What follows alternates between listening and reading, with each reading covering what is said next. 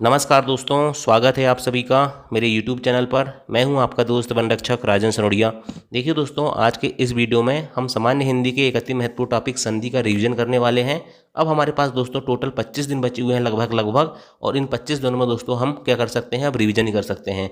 तो हम 4 subject Hindi, English और आपका साइंस और जीके इनका रिवीजन करेंगे। और बाकी दोस्तों जो गणित है, ठीक है, गणित जिसको स्पेशली पढ़ना है, जिनका बहुत कमज़ोर बेसिक है दोस्तों, तो वो क्या कर सकते हैं, मैंने एक नया चैनल बना दिया हूँ गणित वाले स्टूडेंटों के लिए जो गणित में कमज़ोर हैं। क्योंकि दोस्तों एक ही चैनल में सब कुछ भरना तो क्या होता है, कुछ स्टूडेंट मुझे कहते हैं कि सर आप बहुत लो लेवल की गणित पढ़ाते हो। मैं गणित सिर्फ उन स्टूडेंट को पढ़ाना चाहता हूं जिनका बेसिक कमज़ोर है, ठीक है। बाकी स्टूडेंटों को गणित नहीं पढ़ाना चाहता, ठीक। तो जिनको लगता है कि उनकी गणित कमज़ोर है, बेसिक सीखना चाहते हैं दोस्तों, तो मेरा वो चैनल सब्सक्राइब कर लेना, ठीक है। उसकी जो लिंक है दोस्तों मैं इस वीडियो के डिस्क्रिप्शन बॉक्स में डाल दूंगा, ठीक है। तो आपको वो चैनल सर्च में नहीं आएगा, चैनल का नाम मैथ्स बाय राजेंद्र है, ठीक है। तो आप क्या करना है, अभी डिस्क्रिप्शन बॉक्स में चल जाना और वहाँ लिंक डाल दूंगा मैं, ठीक है। तो वहाँ से दोस्तों आप उसमें चैनल में चल जाओ, वहाँ सिर्फ मैं गणित पढ़ा रहा हूँ, ठीक है। और आपको लगता होगा कि हमारी गणित बाकी में कमज़ोर है तो ही इस चैनल को सब्सक्राइब करना, अन्यथा मत करना। जैसा चल रहा है चलने दो, ठीक। चलिए शुरुआत करते हैं दोस्तों संधि के रिवीजन की, ठीक है। संधि दोस्तों आप जानते हैं, मैं कई बार पढ़ा चुका हूँ इस टॉपिक को, है ना। दो वर्णों के मेल को क्या कहते हैं, हम संधि कहते हैं। मतलब दोस्तों दो वर्ण के मिलने से, वर्ण क्या होते हैं, स्वर या व्यंजन को वर्ण कहते हैं, ठीक है। तो याद रखना दोस्तों, दो वर्णों के मेल को क्या कहते हैं, हम संधि कहते हैं। या उनमें मिलने से जो विकार होता है, परिवर्तन होता है, उसे हम क्या कहते हैं, संधि कहते हैं। संधि 3 प्रकार की होती है, स्वर संधि, व्यंजन संधि और विसर्ग संधि, ठीक है। अब ये मत बोलना कि मैं बहुत तेजी से पढ़ा रहा हूँ, ठीक। रिवीजन कर रहे हैं तो तेजी से तो पढ़ाना ही पड़ेगा भाई, है ना। संधि के 5 भेद होते हैं, ठीक है। स्वर संधि के कौन कौन से, दीर्घ स्वर संधि, गुण स्वर संधि, वृद्धि स्वर संधि, यण संधि और अयादि संधि। लेकिन इससे पहले आपको ये जानना जरूरी है दोस्तों कि स्वर संधि में क्या होता है। स्वर संधि में दोस्तों याद रखना हमेशा 2 स्वर मिलते हैं, ठीक है। स्वर के साथ स्वर ही मिलता है। व्यंजन संधि में दोस्तों याद रखना व्यंजन के साथ स्वर या व्यंजन दोनों में से कोई एक भी मिल सकता है। और विसर्ग संधि में दोस्तों याद रखना विसर्ग के साथ हमेशा स्वर या व्यंजन दोनों में से एक कोई भी आ सकता है, ठीक है। चलिए सबसे ज्यादा क्वेश्चन आते हैं दोस्तों इसमें टाइप के क्वेश्चन के साथ हैं। देखिए क्वेश्चन आते हैं कि संधि विच्छेद क्या होगा, एक शब्द दे देगा, पूछेगा इसका संधि विच्छेद क्या होगा, या बोलेगा कि निम्न शब्द में कौन सी संधि है, ठीक है। उसमें भी दोस्तों सबसे ज्यादा स्वर संधि के जो 5 भेद है ना, उससे क्वेश्चन आते हैं। तो हमें क्या करना है, जो स्वर संधि के 5 भेद हैं उनको पहचानने की ट्रिक मैं आपको बताता हूं। देखिए दीर्घ स्वर संधि को जब भी पहचानना होगा तो याद रखना बड़ा आ, बड़ी ई और बड़ू आएंगे, ठीक है। उसके अभी एग्जाम्पल आगे बताऊंगा। गुण स्वर संधि में दोस्तों एक मात्रा आती है, वृद्धि स्वर संधि में 2 मात्रा आएगी, यण स्वर संधि में दोस्तों या यज्ञ का र रस्से का व वजन के पहले हमेशा आधा अक्षर आता है। और अयादि स्वर संधि में दोस्तों याद रखना आए, आए, औ इस प्रकार के शब्द आते हैं। और नॉर्मली दोस्तों ये 3 अक्षर का ही शब्द होता है, ठीक है। चलिए उदाहरण देखोगे आपको पूरा क्लियर समझ में जाएगा। मतानुसार, देवालय, परीक्षार्थी, गिरीश, लघुर्मी और भूर्जा। देखिए दोस्तों मतानुसार में संधि विच्छेद होता है मत धन अनुसार। क्या होता है, मत धन अनुसार। तो मत के साथ ता के साथ आ जुड़ रहा है तो बड़ा ता आ रहा है, इसलिए यहाँ पर क्या हो जाएगा दोस्तों, दीर्घ स्वर संधि हो जाएगी। देवालय में दोस्तों देव धन आलय होता है तो यहाँ भी बड़ा वा आ रहा है, इसलिए यहाँ भी दीर्घ स्वर संधि हो जाएगी। परीक्षार्थी में दोस्तों छा और आ जुड़ते हैं, परीक्षा धन अर्थी छा और आ जुड़ते हैं, लेकिन बड़ा छा हो रहा है इसलिए दीर्घ स्वर संधि। ग्रीस में दोस्तों बड़ी ई आ रही है, ठीक है, गिरी धन ईस इसका संधि विच्छेद होता है। लघुर्मी का दोस्तों लघु धन उर्मी होता है, ठीक है। तो यहाँ बड़ा ऊ आ रहा है, ठीक, बड़ा ऊ की मात्रा आ रही है। और भूर्जा में दोस्तों भू धन ऊर्जा होता है तो यहाँ भी बड़ा भू आ रहा है, बड़ा ऊ की मात्रा आ रही है, इसलिए दोस्तों बड़ा आ, बड़ी ई और बड़ा ऊ जहाँ भी देखे आपको वहाँ दीर्घ स्वर संधि होती है। नेक्स्ट दोस्तों जहाँ भी मैंने बोला एक मात्रा दिखे वहाँ कौन सी संधि होगी, गुण संधि होगी, ठीक है। देखिए नरेंद्र में ऊपर एक मात्रा लगी है, परमेश्वर में भी, महेश में भी, परोपकार में भी, महोदय में भी, लेकिन देवर्षि में दोस्तों याद रखना ये अर है, ठीक है। इसको याद रखना एक मात्रा के अलावा दोस्तों अर, मतलब क्या होता है, ऋषि की जो रेप होती है ना वो भी ऊपर दिखती है तो वहाँ भी कौन सी संधि होती है, वहाँ भी दोस्तों गुण स्वर संधि होती है, ठीक है। तो याद रखना नरेंद्र परमेश्वर एक मात्रा ऊपर दिखेगी तो वहाँ हमेशा गुण स्वर संधि होगी। वृद्धि स्वर संधि में दोस्तों हमेशा ऊपर 2 मात्रा दिखी, देखिए सदो में 2 मात्रा लगी है, एकैक में 2 लगी है, मतैक में 2 लगी है, वनौषधि में 2 लगी है, मौषधो में 2 लगी है, ठीक है, 2 मात्रा लगी है तो यहाँ वृद्धि स्वर संधि होती है, ठीक है। चलिए नेक्स्ट देखते हैं। इत्यादि दोस्तों मैंने बोला था कि या, ठीक है, हुआ और रा, इनके पहले आधा अक्षर दिखता है। जैसे इत्यादि में आधा ता है, अत्याचार में या के पहले आधा ता है, स्वागत में वा के पहले आधा सा है, अनमय में वा के पहले आधा ना है, और मात्राज्ञा में दोस्तों क्या होता है, देखो इसका संधि विच्छेद होता है मात्र धन आज्ञा। क्या होता है, मात्र धन आज्ञा। ठीक है, तो एक्चुअल में दोस्तों याद रखना, मात्र जो है ना इसको ऐसा लिखते हैं ता प्लस रा लिखते हैं। क्या लिखते हैं, ता प्लस रा लिखते हैं। तो आधा ता आ रहा है रा के पहले, इसलिए इसमें भी कौन सी संधि होगी, इसमें भी वृद्धि स्वर संधि होगी, वो यड़ स्वर संधि होगी। ठीक है, यड़ संधि होती है। ठीक, चलिए नेक्स्ट देखते हैं। नयन, नायक, पवन, पावन, भावुक, नाविक, इस प्रकार के मैंने बोला कि अन दिखे, आय दिखे, औ दिखे, आय दिखे, आबू दिखे, ठीक है, आबी दिखे। ठीक है, तो इस प्रकार के शब्दों में हमेशा कौन सी संधि होती है, अयादि स्वर संधि होती है। ठीक है, व्यंजन संधि की बात करते हैं दोस्तों, तो याद रखना व्यंजन स्वर संधि में क्या होता है, दिग्गज का संधि विच्छेद क्या होगा, दिक् धन गज होता है। ठीक है, तो इसमें याद रखना दोस्तों, अगर क्या हो रहा है, अगर दोस्तों याद रखना व्यंजन संधि का मोस्ट इंपॉर्टेंट रूल है दोस्तों कि अगर पहला जो प्रथम वर्ग होता है ना दोस्तों, उसका पहला वर्ण, ठीक है, जैसे दिग्गज का संधि विच्छेद में एक ही बताऊंगा, दिक् धन गज होता है, दिक् धन गज होता है। तो का है दोस्तों यहाँ पर, है ना, तो का क्या होता है, गा हो जाता है। ठीक, जब संधि उनकी जुड़ती है तो का गा होता है।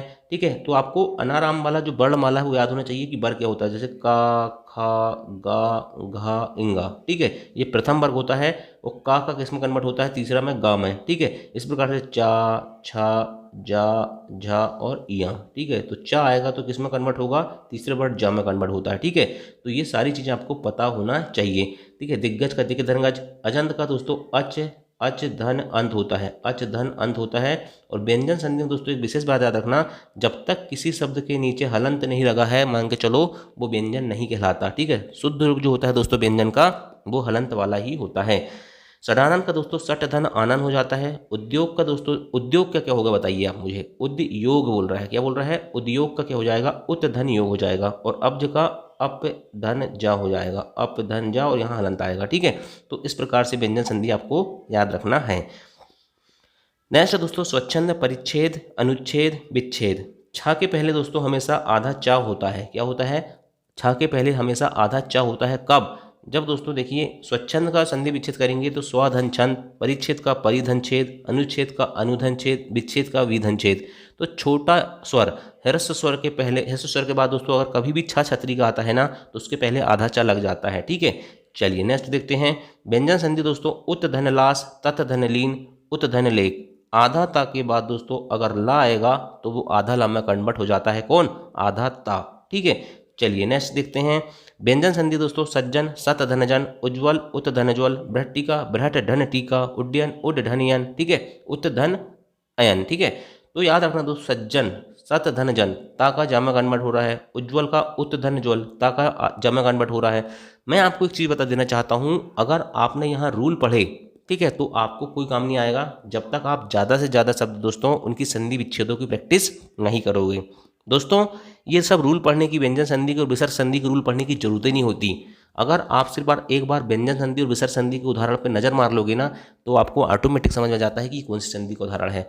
बस आपको समस्या होती है स्वर संधि की भेद में। ठीक है, तो ये सब आपको पता होना चाहिए। जैसे कुछ स्पेशल संधि होती है दोस्तों व्यंजन संधि में, जो बिना रूल की होती हैं।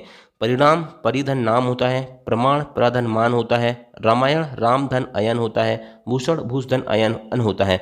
अब इसमें दोस्तों में रूल होता भी होगा, मैं बताऊंगा भी तो आपको याद नहीं रहेगा। मैं आपको बता रहा हूँ ना, जितने देर में आप रूल याद करोगे ना, और रूल से कभी क्वेश्चन नहीं आते, सीधा आता है कि संधि विच्छेद क्या होगा या कौन सी संधि है। सिर्फ दो प्रकार के क्वेश्चन आते हैं। तो जितने ज़्यादा व्यंजन संधि और विसर्ग संधि के आप शब्दों की पढ़ सकते हो, प्रैक्टिस कर सकते हो, उतना करना। ठीक है, लुसेंट के पूरे रट डालो, मोर देन सफिशिएंट। ठीक है, उतने में आपका काम हो जाएगा। लुसेंट की संधि आपने पढ़ ली है तो आपका काम पूरा हो जाएगा। ठीक है, व्यंजन संधि में देखिए बी धन सम, तो यहाँ पर बीच में जिस सा षटकोण वाला सा आता है। ठीक है, वी के बाद फिर ये सा षटकोण भी साथ आ गया, सु के बाद समा लिखा है तो यहाँ भी सा आ गया। ठीक है, ये इनके रूल बताऊंगा मैं ना, तो आप नहीं आएगा। आपको पता होना चाहिए दोस्तों कि विषम ऐसा लिखते हैं, विषाद ऐसा लिखते हैं, सुषमा ऐसा लिखते हैं, और एक बार इनकी संधि विच्छेद पढ़ लिए ना तो आपको एग्जाम में अपने आप क्लिक होते हैं। ठीक है, दो वर्णों के मेल के होने वाले विकार को क्या कहते हैं, संधि कहते हैं। और दो शब्दों को दो शब्दों के मेल को क्या कहते हैं, समास कहते हैं। उपसर्ग कहाँ लगता है, आगे लगता है शब्द के, और पीछे कहाँ लगता है, पीछे क्या लगता है, प्रत्यय लगता है। ठीक है, ये सिंपल से क्वेश्चन है ना। संधि कितने प्रकार की होती है मुझे बताने की जरूरत नहीं है। स्वर संधि के कितने भेद हैं ये भी बताने की जरूरत नहीं है। कपीस में प्रयुक्त संधि बताइए। कपीस, देखिए कपी धन ईस होगा, क्या होगा, इसकी संधि विच्छेद करता हूं मैं पहले।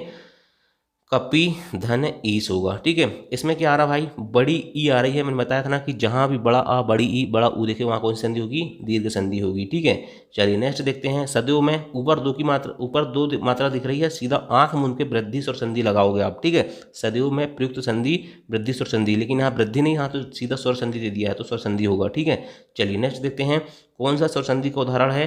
तो देखिए स्वर संधि का उदाहरण संयोग। संयोग का क्या हो जाएगा, सम धन योग होता है। ठीक है, तो यहाँ तो हो जाएगी मेरे भाई कौन सी संधि, व्यंजन संधि। मनोहर का क्या हो जाएगा, मनह धन हर, ये हो जाएगी विसर्ग संधि। नमस्कार का क्या हो जाएगा, नमस्कार का हो जाएगा दोस्तों नमः धनकार नमस्कार। ठीक है, तो यहाँ भी विसर्ग संधि।